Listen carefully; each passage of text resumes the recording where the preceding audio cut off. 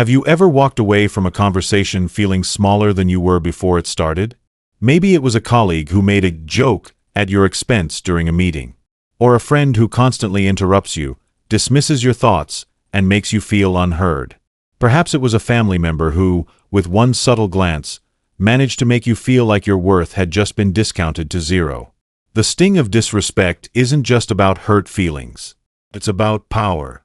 When someone disrespects you, whether through words, tone, or action, they're making a statement. I don't see you as my equal. I have the upper hand. Here's the harsh truth. Most people respond to disrespect in one of two ways. They either shrink back, letting the moment pass in silence, or they lash out impulsively, letting emotion take the wheel. Both approaches often fail. But what if I told you there was a third option?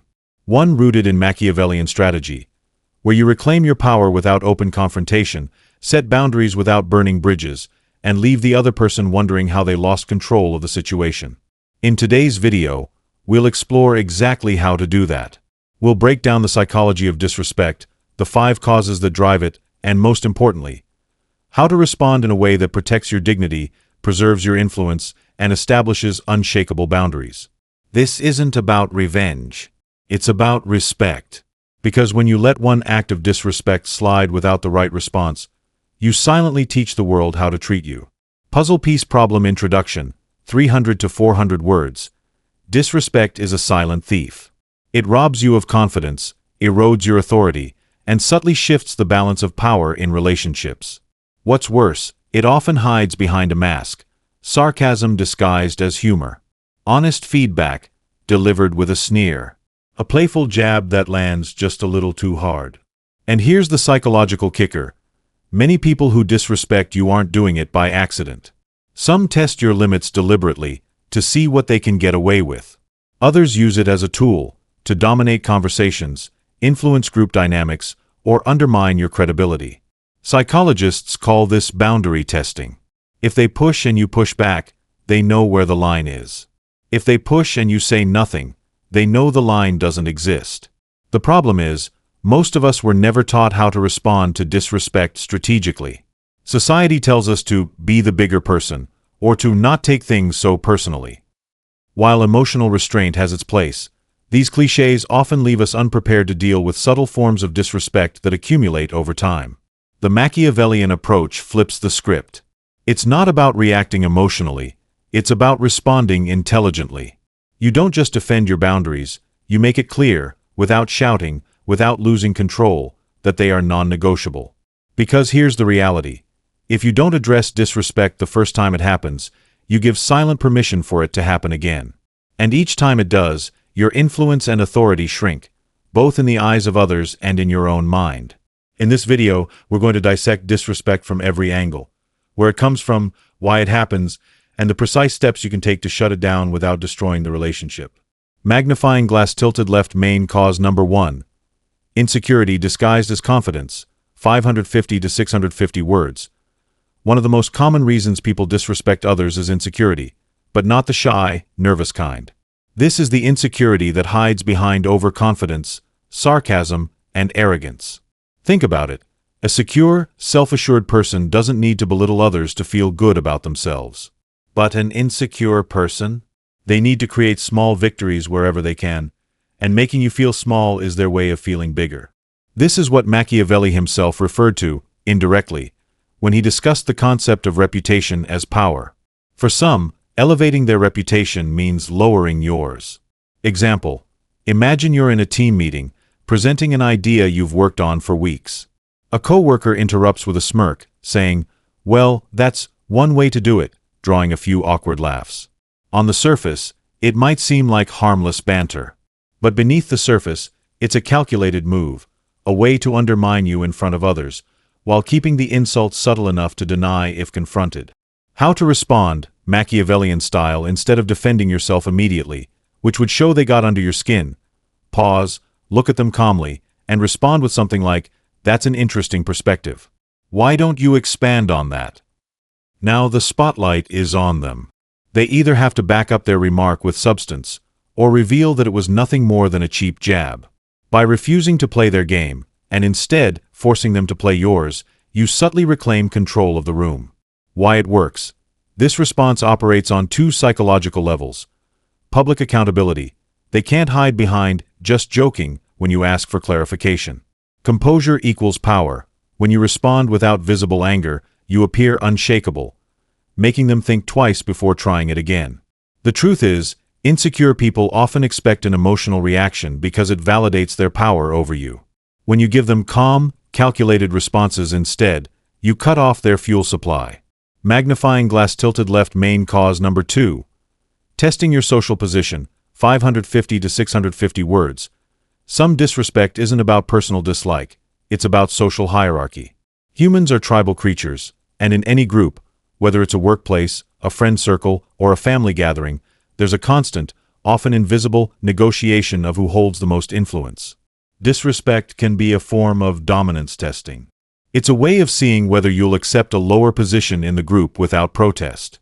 Example: a new manager joins your department. In your first meeting, they talk over you repeatedly, ignore your suggestions, and direct all questions to someone else. This isn't random. They're setting a precedent. I lead, you follow. Machiavellian response. Instead of challenging them head-on, which can come across as combative, you use what I call strategic repositioning. Wait for a moment when you have the floor, then make a decisive, valuable contribution that can't be easily ignored. Support it with data, or tie it directly to the group's goal. After the meeting, send a concise follow-up email to the entire group summarizing the point you made, and framing it as a collaborative idea. Why this works. You've asserted your voice without directly challenging theirs. You've made your contribution visible to the group in writing, which prevents it from being erased or claimed by someone else later. You've reinforced your value without appearing defensive. In the Machiavellian framework, this is about playing the long game. Rather than fighting every disrespectful moment, you strategically choose the ones that shift the balance of power in your favor, and you respond in ways that are visible, undeniable, and professional. Magnifying glass tilted left main cause number 3, perceived lack of consequences, 550 to 650 words. Here's a truth most people don't like to hear. If someone repeatedly disrespects you, it's often because they believe, consciously or unconsciously, that there will be no consequences. Humans are wired to test boundaries. From childhood, we learn how far we can push before someone pushes back. If we never meet resistance, we assume the behavior is acceptable.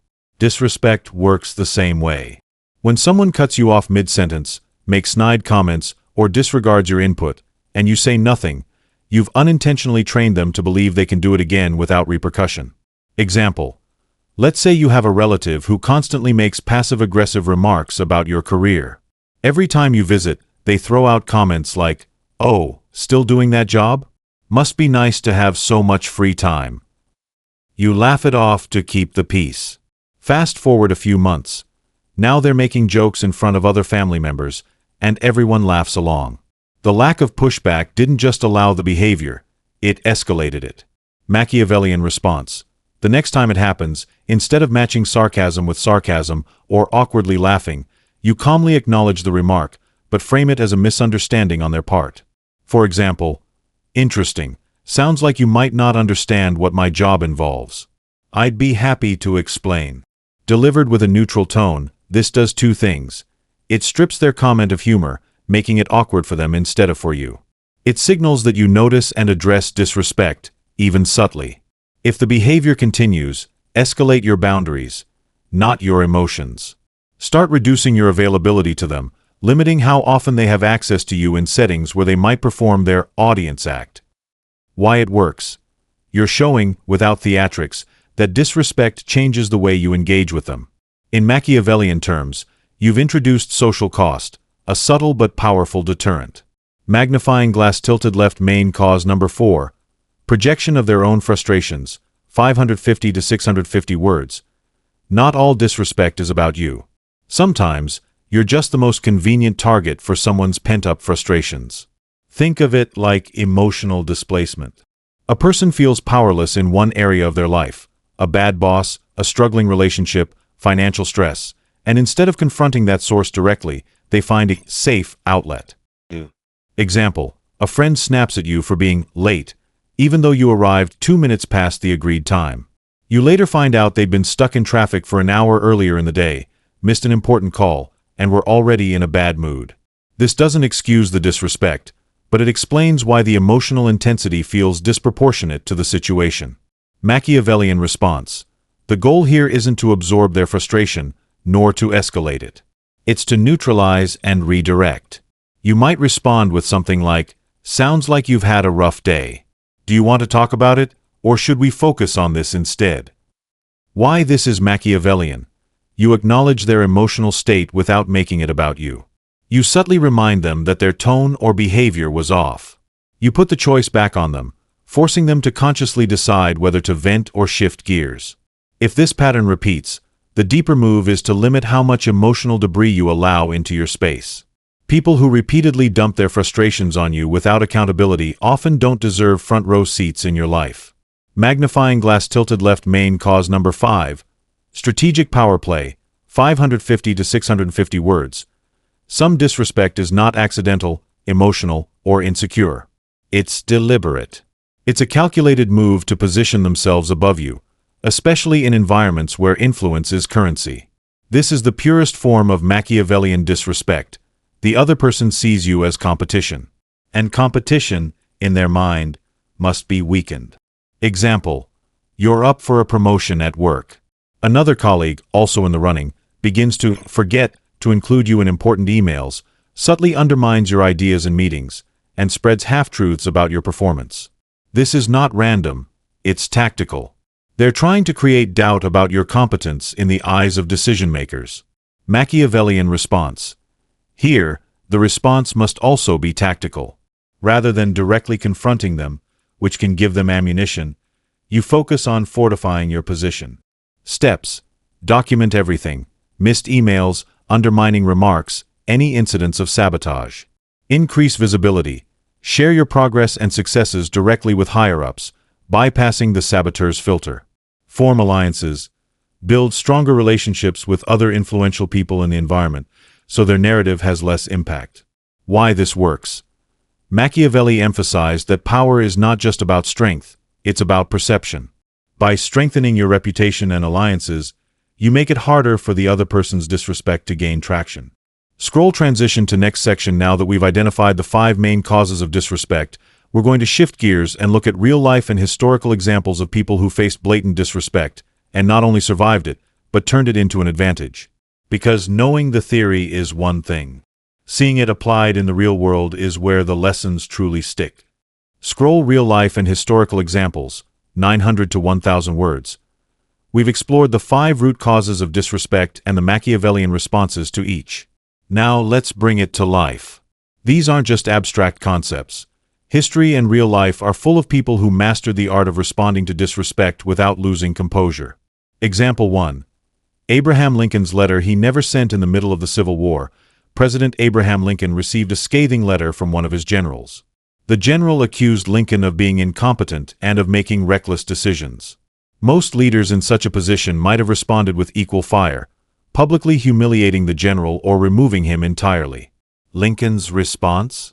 He wrote a long, passionate letter detailing why the general was wrong, and then put it in a drawer. It was never sent. Why? Lincoln understood that emotional retaliation gives the other person control. By choosing silence, and later addressing the issue in person with strategic diplomacy, he avoided escalating tensions while still asserting authority. Machiavellian takeaway. Sometimes the best move is not to strike immediately, but to wait until your position is stronger.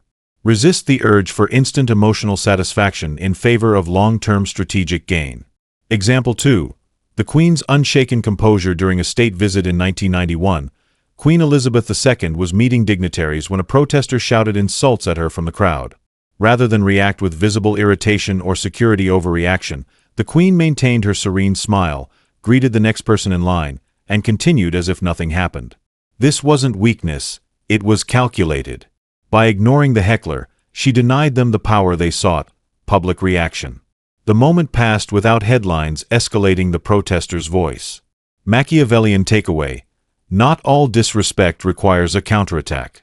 Sometimes, complete disregard is the most devastating answer, because it starves the other person of the attention they crave. Example 3. Steve Jobs and the public insult in 1997. During a public Q&A, Steve Jobs was confronted by a man who essentially called him clueless in front of an audience. The crowd went silent, waiting for Jobs to lash out. Instead, Jobs paused. He took a long sip of water, looked at the man, and calmly said, "You can please some of the people some of the time, but one of the hardest things when you're trying to affect change is that people like this gentleman are right in some areas." He acknowledged part of the criticism, disarming the attack, then pivoted to explain his vision and why certain unpopular decisions were necessary.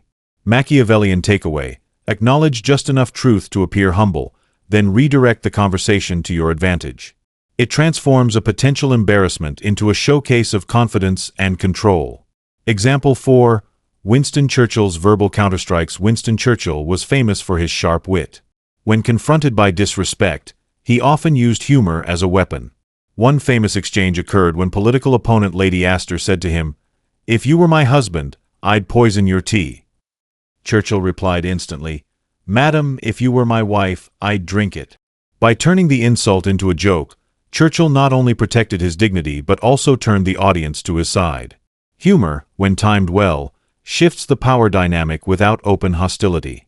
Machiavellian takeaway: wit is a non-violent sword. When done right, it cuts deeper than anger and earns you allies in the process. Example 5.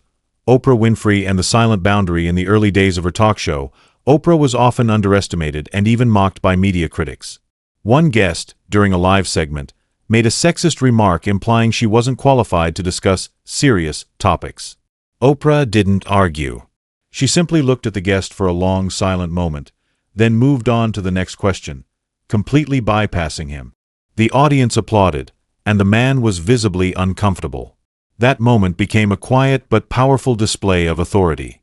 Machiavellian takeaway: silence, paired with confident body language, can be more powerful than any verbal defense. It forces the other person to sit in the discomfort they created. Example 6. The Julius Caesar delay. In ancient Rome, Julius Caesar once faced a senator who openly insulted him in public. Rather than react on the spot, Caesar invited the man to dinner several days later. By then, the senator was nervous, expecting retaliation. Instead, Caesar treated him with generosity, seating him at the place of honor.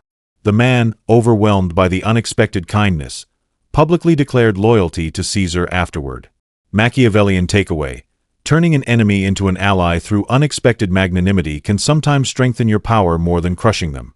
When you control your reaction, you control the relationship. Common thread in all these examples: control the timing. None of these figures reacted instantly out of raw emotion. Match the strategy to the goal.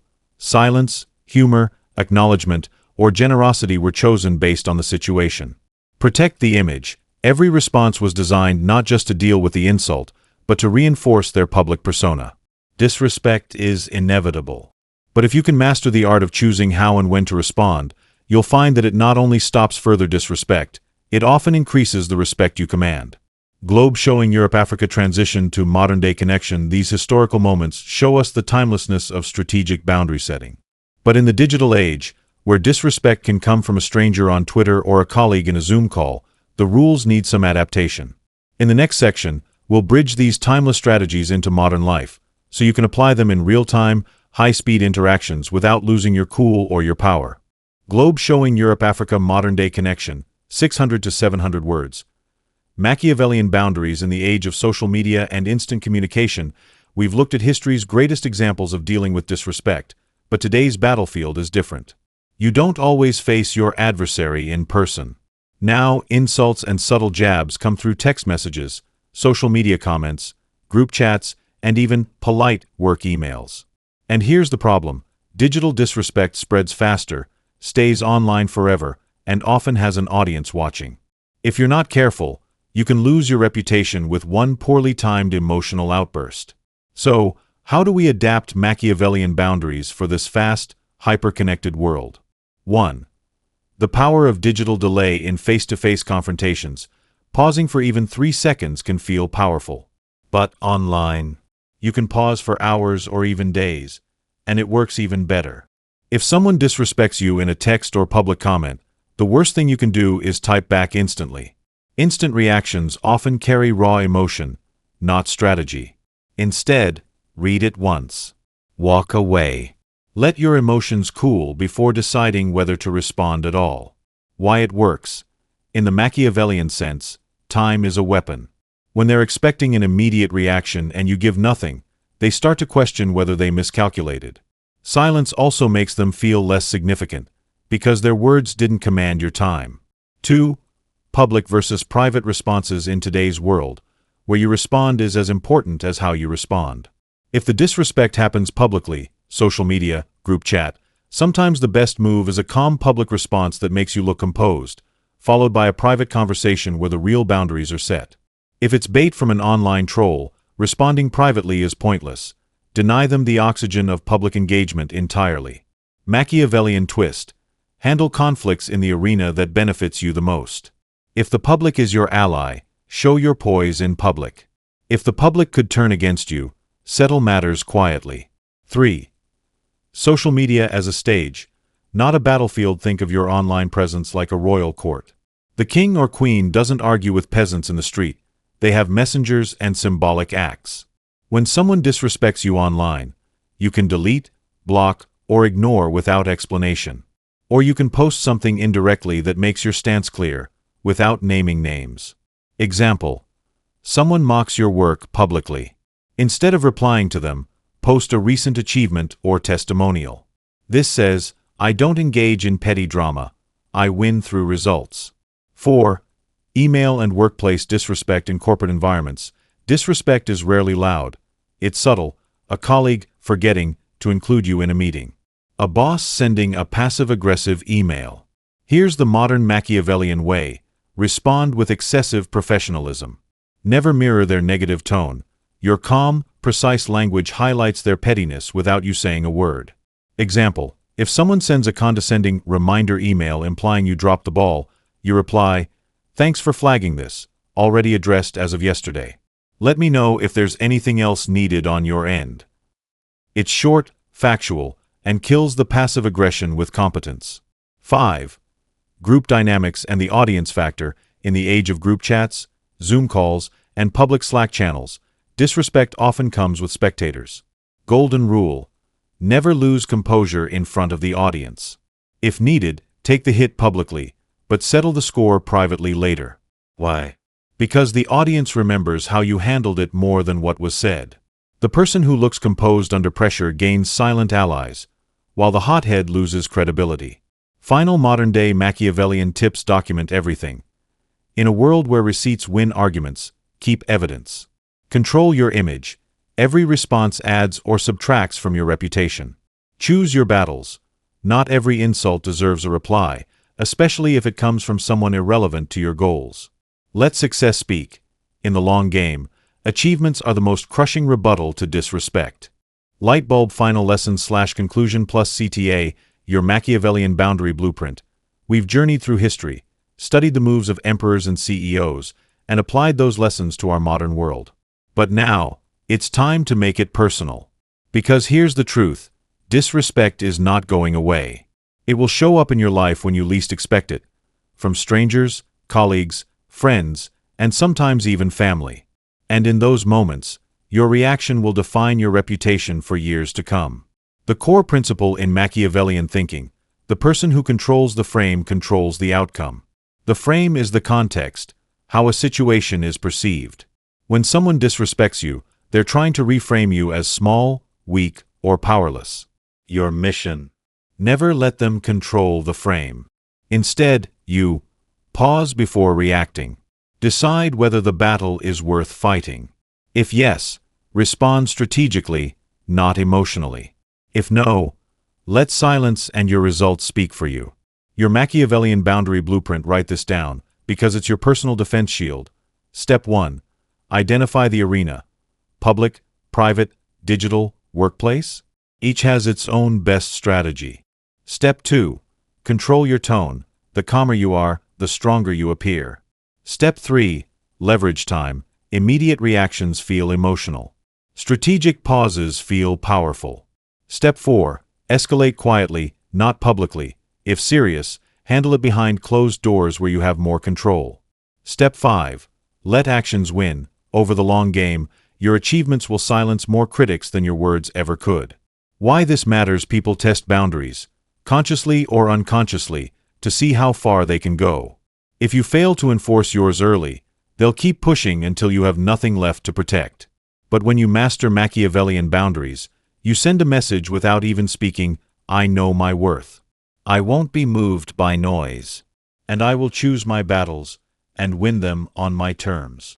Your challenge this week: pay attention to every subtle form of disrespect, online, at work, in relationships. Don't react instantly. Instead, run it through your boundary blueprint and choose your move consciously. Notice how much calmer and more in control you feel. Because that's the point. True power is not about dominating others, it's about mastering yourself. Call to action: if this resonated with you, there are 2 things you need to do.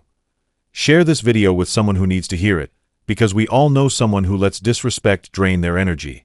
Subscribe so you never miss a lesson that could change the way you think, act, and live. Closing line: remember, respect is not demanded, it's commanded. And those who master their boundaries, master their life.